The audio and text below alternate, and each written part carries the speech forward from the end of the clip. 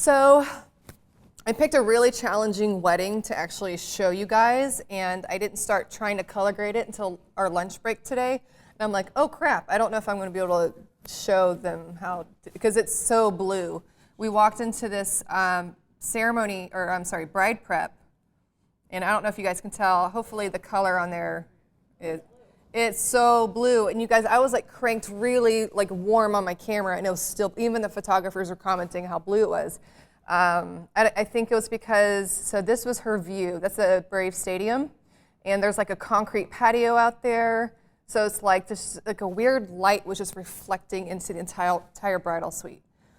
So I figured I might as well show you guys what I do for color grading with super challenging footage. Should be, hopefully your footage isn't as blue as mine. Does anybody in here use scopes when you color grade? Cool, like a couple of you guys. So I'm going to show you guys how I use scopes with Magic Bullet.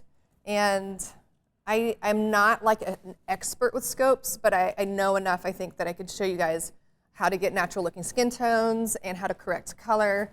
It's a really great reference when you are color grading for sure. So this one's a little dark, so this is a great example. One of the things I did not know before learning scopes, specifically the RGB parade, was that how much scopes can tell you about your exposure. So this line here, 1.0, if anything is above it, it means your highlights are blown out, you've lost detail. This 0 down here, anything below it, you've lost detail in your shadows. So from maybe like, so like right in this is where your midtones are. So automatically you can see everything is really dark in the shot, which you can tell by your eye, but it's also just good to see what is actually happening in the scopes. So what I do, the first thing I do is I correct the exposure. And this is Colorista, so this is everything that is in Red Giant Suite. You have so many options. I don't even know what to do with half this, or more than half this stuff. I just use Colorista, and if you guys are interested in Colorista, you can buy it separately. You don't have to get the whole suite. And then also over here, just showing you guys around real quick, it was all these like LUT options. Like all of these are options that are customizable. Some are, like they're all wonky, so it's like you could kind of build your own, but you could probably edit it and save it as your own. Anyways, so you've got like all these looks options. So when you add Colorista, oh, I don't want to see that. I want to see there we go. First thing I do is I fix exposure. So I will raise the mid-tones, and don't get too hung up on like the crazy pattern that you see. Sometimes I can figure out what the pattern is, sometimes I can't, but just kind of know you're able to see what's exposed as well as a color dominance. And what I also look for is patterns that match. So this matches this, and so these are actually kind of even, but the blue and the highlights are higher, so you can kind of see. I just kind of look for the patterns. Again, I'm not an expert, but so I raised the midtones. What that did was it actually raised the shadows, so I'm going to want to bring the shadows back down. And you don't want it to go past that bottom line. You just want it to touch. And what I do also, it's hard to tell because I feel like this is on a display mode for the TV, so it's actually really small on my computer. I want the blacks to be an even black, so what I'll actually do over here, I'll come over to curves. So blue's touching barely, which is great. And then I'll bring down the greens to also touch. So I really target the color channels with curves when the wheels aren't enough. Because if you do the wheels, you'll do more of a shift to the entire image, and I'll bring the red down a little bit. And so then actually what you can also do is you can bring the highlights up, but you don't want to go past the line because then you start blowing stuff out. Her robe's starting to get blown out. So you just want all your information underneath that. So that is exposed. We haven't worked on color yet, okay? So just by looking at it with your eye, you know it's blue, kind of green. But if you want to learn scopes, you can just kind of go ahead and shift towards the red because we need red in the highlight. So I'm just coming over here to the highlight wheel, and you'll see things start to shift in the scope to even out. And already she's starting to look normal. I don't know, I hope the color is somewhat accurate on y'all's screen. Can you see the TV screen? Does it look okay? And it's still a little bit, I mean, that's a lot better than it was. So that's what it was before. Right? It's like when you see all the gradual stuff, you're almost thinking you're not doing that much, then you go back and look. So I'm actually pretty happy with that image. And what I've actually just started doing, and it didn't apply to, oh, did I put it on Braley and Tom's film? I think I did actually. Over Christmas, over Black Friday, I bought White and Reverie's one of their LUTs because it was on sale. And so I don't normally do LUTs, but I've been wanting to experiment with it. And so I did it for the past 2 films, and I actually really love it. The only thing is I am shooting in more of a contrast mode, almost like a finished profile in camera. And when I added the LUT, it just punched in like really hard contrast. When you shoot with a contrasty LUT, or when you plan on applying a LUT, you want to shoot more flat so that when you add the LUT, then it starts looking natural. So in order for me to add the LUT, I'm actually going to have to bring contrast down until I start shooting weddings neutral, which this last weekend we did shoot a wedding more neutral. So I'm excited to see how that looks. So all that to say is this is a good color base. We corrected the exposure, we corrected the color, and the LUT will put more of a finishing touch on it, and we'll be able to customize the LUT, the intensity of the LUT. What I like about White and Reverie's is they really do balance the skin tones. Just something about it makes them pop, and less green, because that's a Canon thing, I think. But anyways, so the color grading really, I mean, I guess this is just color correction. The color grading more comes with the LUT.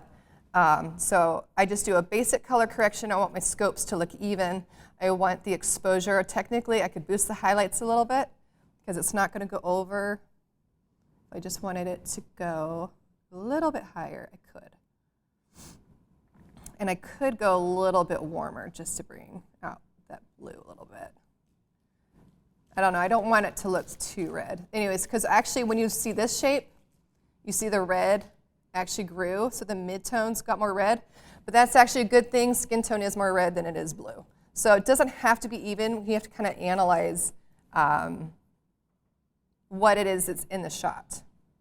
So, but the fact that the skin looked blue before, obviously that was not okay. So again, and I actually went and did this at lunch.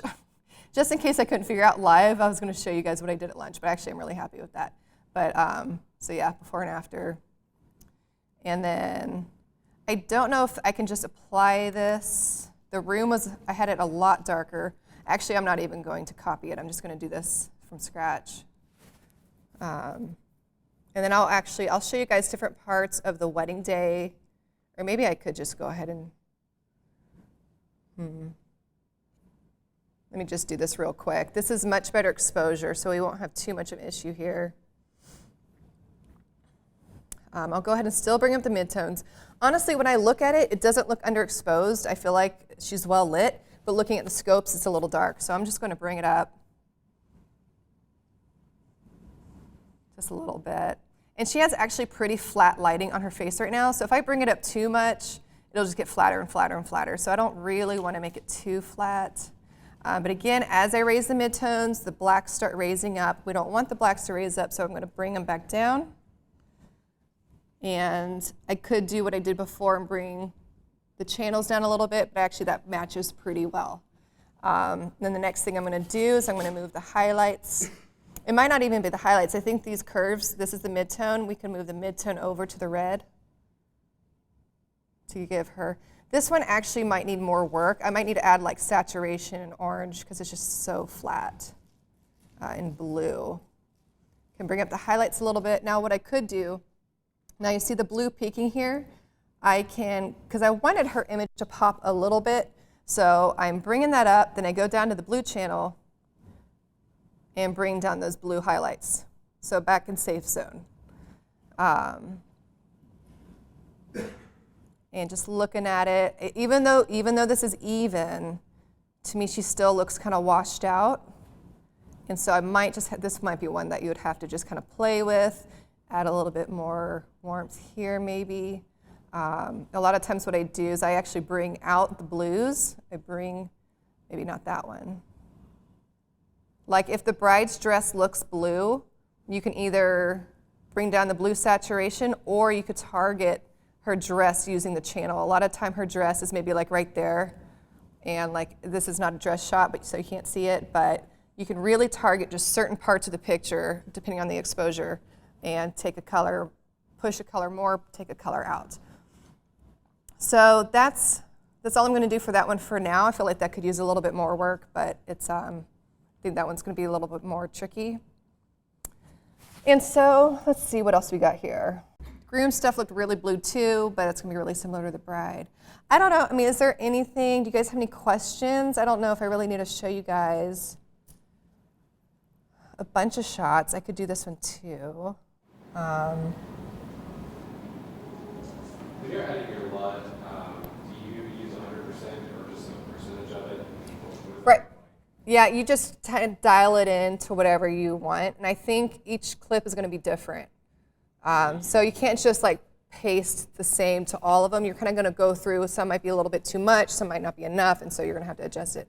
When I first started doing the LUTs, I did an adjustment layer and added it to the whole thing and realized quickly that I needed to customize it for each one. Not all of them need changing. It'll just be a few that you're like, whoa, I need to dial it down, or that one needs more. So after you color grade, then you add your LUT to the individual clips. Does that answer your question? Your steps typically, like when you're camera matching different cameras, do you have a hard time matching or just following steps? When you follow the steps with the scope, it's really easy to match cameras. You're able to see, even if one is like yellow cast and one's green cast or whatever, you just, when you bring it all, when it's neutral, it's really easy to match cameras that way. Let's see what this says. I think just by default, I always bring up the midtones just a little bit. Bring up the highlights, but I'm also going to bring the blues down. I just wanted that.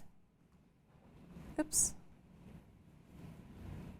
And if you're not sure what I'm doing over here, like if I just have 3 dots, this is midtones. And it affects the color. And this is like highlight, so her dress can look real blue here. This is another way to target the dress. If it's like the highlight, you can like take the blue out of the dress that way. And these are the shadows. So, but normally I kind of know where to specifically target the area that I'm trying to change. That just comes with practice. So, just warm that up, balance those. And since I lifted the midtones, again, sometimes I forget, like it lifts the shadows every time, so you just have to drop the shadows just to barely touch that bottom line. And the red's actually smashed into that a little bit. So I can, this will be the last one. I feel like I'm really boring you guys. I think a lot of times I've tried to use like the color curves. I've been really unsuccessful, but I noticed that you're just using it for like the shadows and the highlights. Like you're just using your like endpoints on each side instead of using the middle, which I've always tried to like manipulate curve in the middle as curve there. I'm like, whoa, that's just not what But you're talking about the curves or the wheels? Sorry, the curves. Okay, yeah. You can really get wonky colors with midtones, especially, I mean, even with the wheels. A lot of times, all you need to do is adjust the highlights. That's like a big portion of color correction. And then just a little change with the midtones usually. I really try not to shift the shadows too much because, again, that can get kind of weird. But again, the scopes, first exposure, then color. And just making these little weird patterns that you see kind of even out a little bit. So that's simplifying it, I think. But I just had a question, and I don't know if you said it and I missed it. It is the secondary color wheel. That's the part that I don't understand what exactly it does. are you talking secondary? Which one? This? Or these? Oh, yeah. Okay, so hue, saturation, and probably luminescence. So if I increase the orange saturation, and I can even shift it, make the oranges more red. So you can really target. Yeah. So I'll do that if an image, honestly, like, well, I guess it's okay. I think my LUT will fix their skin tones. But I used to play with that more to fix skin tones. This is luminescence, so if I bring up the orange luminescence, they're going to turn white. Because like the orange is turning lighter, and if you darken it, the luminescence, you know, that really gets deep. So I don't mess with these too much, again, unless there's like a really wonky thing going on in the footage. So I think that's it. I mean, that's really simple and short. I guess as far as the recording, we can be done here. But if you guys want to see more shots like of a wedding, where our lights are, how we set up the toast and stuff, I can kind of go with you guys and show that. Have you ever used color finale? No, I've heard good things about it, though. I was wondering how it compared to Red Giant. All I know about Red Giant is, like, I've used it for 10 years before I even was doing weddings, and it's really robust. It doesn't destroy color information or anything like that, even when you're bringing up the exposure. So that's what I like about it. Back in the day, like the built-in into Final Cut and Premiere would kind of destroy color, and it just wasn't good, so you had to get a plug-in. I think Final Cut X's, if you actually went into the color options here, I think it's actually pretty good. Now, for the longest time, I thought this was all we had to use, and then I realized we have color wheels as well as color curves, and you can do the same thing. But I personally like just the interface of Red Giant better for that. So, all right, well, that's it for that.